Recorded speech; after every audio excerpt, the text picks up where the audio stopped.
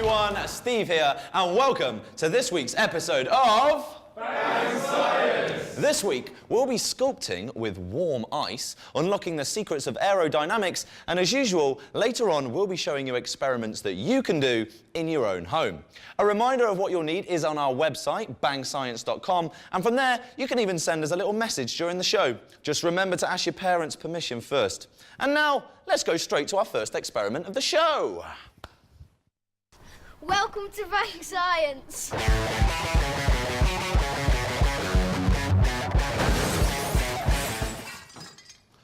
Here we are in the danger zone, and I'm joined by my good friend, Professor Matt Braden. How are you, Matt? I'm doing well, thanks. Good man. Now, today, we're going to show you how to make warm ice. And no, I am not going to fart on an ice cube. This is real science. Today, we're going to be using some sodium acetate, some water, a fridge, any household fridge will do, a dish, and of course, my trusty spoon. So, warm ice. How are we doing this, Prof? OK, so to start with, we're going to measure out 100 grams of this sodium acetate. OK. You want to do that? 100 grams. And just pour it into the dish here.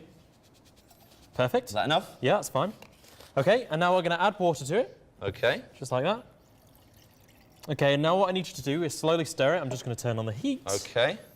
Yeah. So what exactly is the science behind this warm ice experiment, Prof? Well, basically, warm ice is an exothermic reaction, which means it gives off heat when its chemicals react. OK. The crystals inside it melt at 56 degrees centigrade, and this dissolves into the water. And then at 100 degrees centigrade, there's more material in the water than the water can handle, and this makes it super saturated. Super saturated. OK. So where would we use this in everyday life? What would you use it for? Well, sodium acetate is used in many things. It's used in hand warmers because it gives off heat. It's also used in concrete to prevent water damage. And it's used to help flavour your school dinners. Flavouring food? Absolutely. No way, that's crazy. OK, Prof, well, I think this solution is pretty much dissolved, Yep. so what's the next step? OK, so let's pour it into this glass. Pour it in, OK. Don't Yep. worry, I've got steady hands. Absolutely, be careful with it. It is dangerous chemicals, aren't they? So we'll just get it in there nicely. That's great. OK, so now we're going to pop it in the fridge. Pop this in the fridge. Yep. And luckily, through the magic of TV, we've got one that we prepared a little earlier. So, here we go, sodium acetate. OK, so now what we're going to do is we're going to try and make an ice sculpture with this. So Okay. to start with, I'm just going to pour a little bit in there. OK, so that's a liquid at the moment. Yeah, so if you want to poke it, Poke it? yep, What will that do? hopefully it'll turn solid. You might have to do it a few times. OK. Is it going? It's turning a little bit solid, yes, Prof? There we go, there we go. It's crystallising now. That's amazing. Perfect. OK, and you can see it slowly spread. And what I'm going to do is I'm going to pour a little bit more on top of it, and Okay. hopefully it will pour a little sculpture. No way, look, look, look. It's building, it's like a little sculpture. That is Perfect. amazing. There we go, everybody. Warm ice. Awesome. Thanks, Prof. That's really good. I'll make sure I come and see you next winter for a pair of woolly gloves, yeah? Exactly. Thank you, Prof. Anyway, now we're going to go straight over to Aileen, who's been visiting a couple of local primary schools. She's flown off to Walton High and Western Academy to tell us all about the aerodynamics of paper aeroplanes. Chocks away, Aileen! Hello, and we've come out to visit two schools in Stafford today to look into the aerodynamics of paper aeroplanes. Now, let's go see him. Here we've got a plane, and we're going to look at the 4 forces that make a plane aerodynamic. First of all, you have the thrust of you throwing the aeroplane, which pushes it forward. Then you have the drag, which is the wind at the front pushing it back. You then have the weight. The weight is quite important, as if this holds it down so that it will go. Finally, we have the lift. This is when the wind below is a greater pressure than the wind above the wing. The faster the plane moves, the further it will go. What we want you to do is we're going to get you to make your own little aeroplane based upon this. That way we'll then go outside and we'll throw around and we'll see who gets the furthest, who wins, who's the best, who's the most streamlined. That's it. We've got scissors, glue, materials. Get stuck in.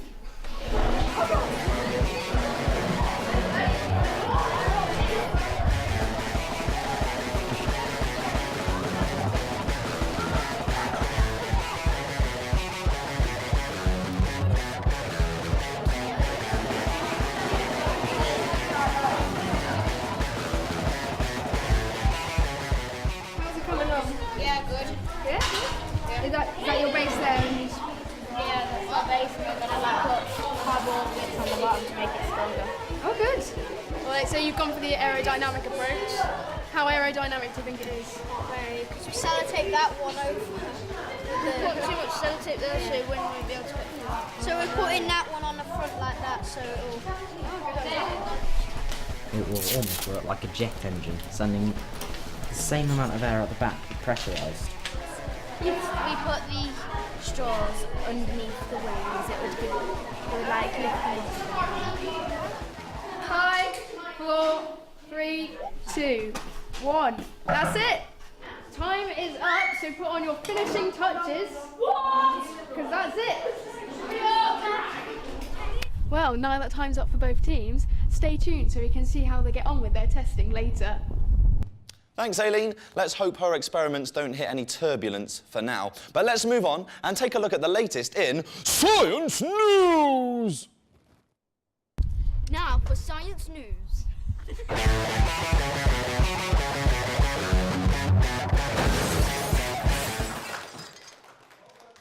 Science News. Now, first on the agenda, Harry Potter fans, take note because invisibility cloaks may not be as magical as you'd think. Students at the University of Texas are looking at using carbon nanotubes. These tubes work in a very similar way to mirages in the desert. They're heated using electricity, and then the difference in temperature between the tubes and the water around them bends light away from the tubes. Stay with me on this, Prof, stay with me, making them appear invisible. Now, although at the moment they can only be used underwater and with very small objects, this could soon be a gateway to much, much bigger things. I'm thinking it's a fantastic way to sneak out of detention, if you ask me, Prof. Disgraceful. Meanwhile, students at the University of Tokyo are looking at the same blue screen technology used by filmmakers to create the effect of invisibility. They do this by filming the background behind a person and then projecting it onto their cloak. Very sophisticated. Very sophisticated indeed, Prof. Yeah. Now, speaking of all things invisible, 4 new species of chameleon have been discovered in Madagascar. These chameleons are only tens of millimetres in length, making them like just properly tiny. Yeah, they are normally brown, but when they become stressed, a white stripe appears on their back. Now, some species of chameleons are known for changing their colours to show emotions to other chameleons or even to blend in with their background. But this is the first time we've ever found examples this small. No, they are tiny. Very cute, but I can't imagine them being very good pets. I think I'd tread on them very quickly. But moving on, it was recently discovered that 56 million years ago, that's like a bit longer than 55 million years ago, one of the first horses, Sifrippus? That one, lived on the Earth. Now, Sifrippus was about the size of a small dog, and scientists have recently discovered that it shrank as the planet warmed up. Yes, during a time called the Paleozone-Eozone thermal maximum, the average temperature raised by 8 degrees over 175,000 years, and the average size of Sifrippus shrank from 5.5 kilograms to just 4 kilograms. Now, scientists have already discovered that animals living in warmer climates are smaller than those living in cold climates. This is called Bergmann's rule. But this is the first evidence that it also happens over a period of time as the planet's temperature gets cooler. Good. Now, similar to horses, I have found out a fantastic fact about these bad boys. Yeah, goats. Now, scientists have discovered that, like humans, I love this fact, Prof, goats can develop accents. Yep, pygmy goats are raised in social groups, and their calls become more similar in these groups as they grow older. This is thought to be so that they can find other goats from their same group more easily. So this means, just like us humans, goats have got accents too. Hey, can you imagine that, Prof? Can you imagine that? A goat with a Scottish accent. Hey, you going to eat that grass down there, mate? Eh? Are you going to eat it? Can I have it? Can I have that bit of dandelion down there? Not quite, Steve. No? Not quite. Okay. Researchers have found 700 new planets in the Milky Way and think there may be billions more. They think that each star in our galaxy could have planets orbiting it, and some planets may even orbit 2 stars at once. Overall, they think each star hosts an average of 1.6 planets. By using a method called gravitational microlensing, scientists have been able to look at light up to 20,000 light years away, and they've been studying the data for a whole 6 years. That is huge.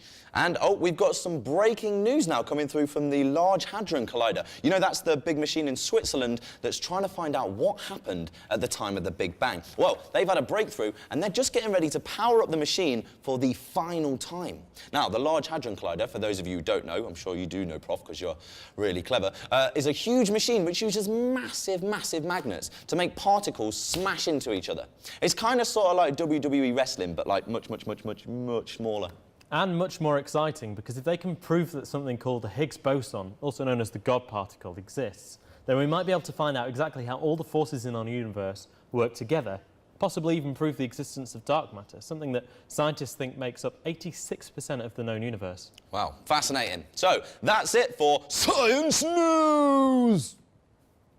Sorry about that. You can find all these stories on our website, along with loads more. But now, let's go back to Aileen at Launch Control, Walton High and Western Academy to see if her ideas have floated. See what I did there? Because it's...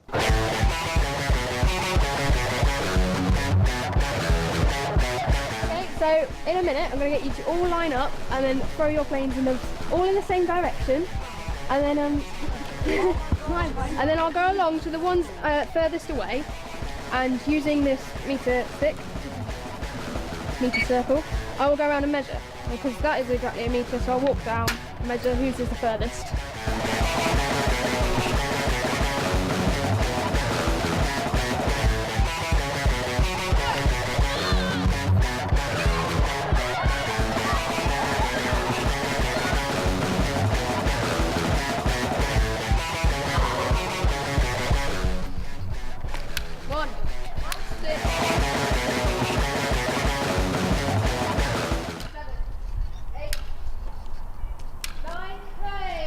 Now that we've been to both schools in Staffordshire and they've both made their favourite aeroplanes and we went outside and tested them, we're going to go back to the studio and see how well it does in the wind tunnel. Now we're going to go check how well they do in the wind chamber as we look at the aerodynamics of how the wind passes over the plane. Here is our wind tunnel. We have the wind chamber and the funnels. We will be using a fan to pass through the wind through into these straws so that it will be more horizontal around the aeroplane. We're using icing sugar, you'll be able to see the wind, and it will pass around showing its streamlined structure, and this will prove how aerodynamic it is, as it demonstrates how the wind passes round it when in flight. So we grab our aeroplane and pop it inside.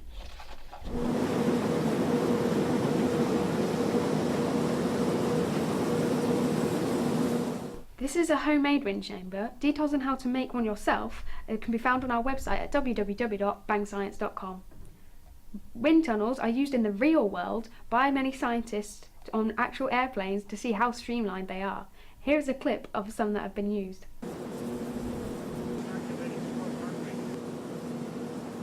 Well, we had a lot of fun today learning about the aerodynamics, so thanks to Western Road Academy and Walton High. Now back to you in the studio, Steve. Thanks, Aileen. And congratulations to Gary from Walton High for getting the best aeroplane. A Bang Science goodie bag is on its way to you right now. Now, though, we're going to move on and show you some experiments that you can do in your own home. I do hope you've got your stuff ready.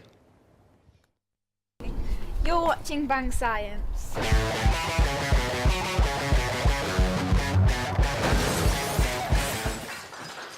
Remember, each week we give out a list of items that you'll need for the following week so that you can join in from home. Now, don't worry if you haven't got the items for this week's Science at Home, because we'll have them all on our website, along with how to conduct the experiments at www.bangscience.com.